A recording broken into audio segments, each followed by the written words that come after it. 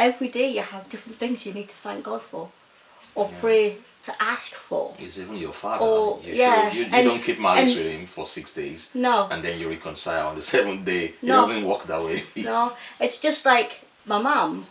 If something happens, I'll talk to my mum constantly, and say, 3-4 times a day, I'll be saying, "Oh, Mum, can you help me? Mum, this has happened. I'm so happy that this has happened," and that's how much love I have for the Lord. And I'm just totally blown away by, how much love He actually has for me. Yeah. If I do something wrong, I'll pray, ask for repentance, and I'm thinking, I know that I'll be forgiven. Yeah, sure. He'll help me to not gossip again Yeah. as well, because that's not good. You're so sure that He has heard you. You're so sure that He's going to give you abundant grace, not to fall again. And I think that's quite essential. The level in which you have that confidence in Him is something that should never be taken for granted. He's always been there. I know He's always been there. That actually does give me comfort. That He's been with me for 30 plus years, sitting there, giving me comfort, giving me that great big hug.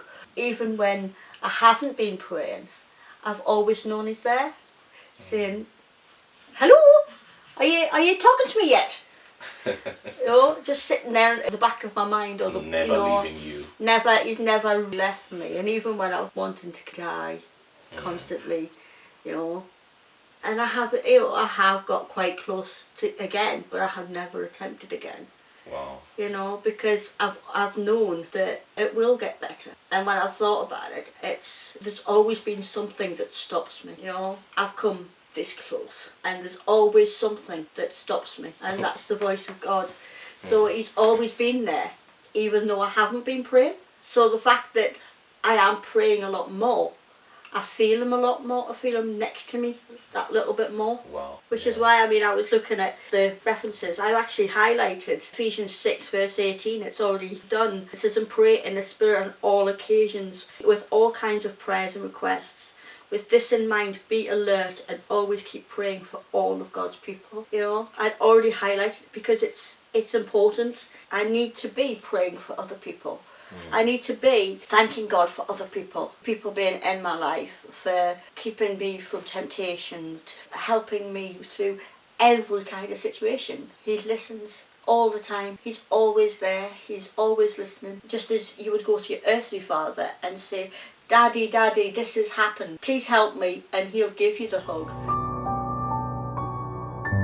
Talking about an experience I used to have as a child. I'm sure I was at about the age of 5 or 6, and I used to have this nightmares, uncontrollable nightmares. I had my siblings in the same room. I was the last out of 4, and at times we had some people at home too, who stayed with us.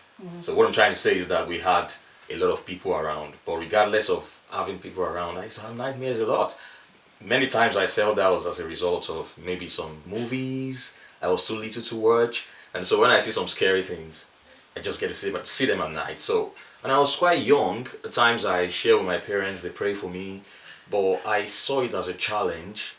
Every time it was time to sleep, I had this fear. I never wanted to close my eyes and all of that. And one of these days, it just crossed my mind, why don't you just pray? I was just a little boy growing up in a Christian home, not as though I had a complete understanding of the faith. But then I took up the challenge one day and I prayed on my own while on my bed. I just said, "God, I really don't want to have any bad dreams tonight. I don't want to have any nightmare. Could you just help me?" And I woke up the next day to realize I didn't have any nightmare. So I was quite impressed, and maybe I got complacent. So it was more of like an off-on thing, but because it had worked a few times, I just had this mindset that I just need to keep trying. I think this thing works. I think God hears me, and God actually shows up for me. And take note, I never really had so much of an understanding of the faith. I was just a little boy growing up in a Christian home. I kept doing that, I kept building it, until it got to a point I just got to realize that the only times I had these nightmares were the times I never prayed. Maybe I forgot, maybe I was just too tired, or it was a playful day for me and I just sleep off. And then I have this terrible nightmares. So when I wake up, the first thing I tell myself is, "Oh, I forgot to pray." And as a little boy, what this taught me was the fact that God actually hears. It doesn't mean that the only thing God does are the things we ask for. God really covers up a lot of things, even the ones we know nothing about. But it was a lesson for me growing up as a little boy, knowing that there's a Father somewhere that cares for me. I knew it was not what a human being could handle for me. I knew it was something supernatural. And I knew we prayed to a supernatural God. I learned a lot of lessons that at that very little age that God truly hears.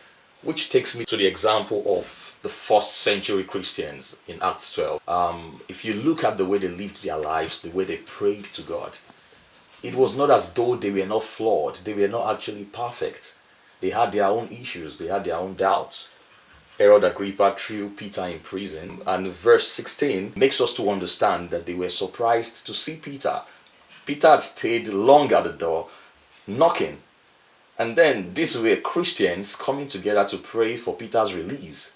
And we would naturally expect that they would hope that Peter was going to be released. Peter was right there at the door, knocking, but when they saw Peter, they were surprised, which indicated the fact that they never had that perfect belief that that prayer was going to be answered. They had some element of doubt. Regardless, their prayers were being answered because God sent an angel, and of course we knew that Peter was released just in accordance to their prayers. And also in Mark 9, we have the story of a man with a demon-possessed son. He was honest about the moments of his doubt, He told Jesus, "If you can." That was a statement of doubt. That's Mark 9. You want to check it out? I'm checking it out. Yeah. Yeah, I do actually remember that story. Are you going to do? Can you do this? Exactly. And it's a question. It's not so it's not actually believing that Jesus will heal them. It's just a question of, can you do it? Is it possible for you to do this? Is it possible? Is it within your power? So, he expressed his doubt in a very clear way. Yeah. How could you say that? Because anything is possible if you believe. I will say he was humble enough to tell Jesus, okay, I believe, but please help my unbelief. A reasonable extent of believing that Jesus could heal his boy. However, had reasons to doubt. Maybe he can't, maybe he can. At times, that's the way even we believers feel. Sometimes we think something is too big for God to do. Like, will God really heal the sickness? Will this pain really go away? Will God really touch the heart of my son? Will God really save this life? Will God really elevate me? Will God really heal my broken heart? At times we just feel some things are too big. This is not in God's league.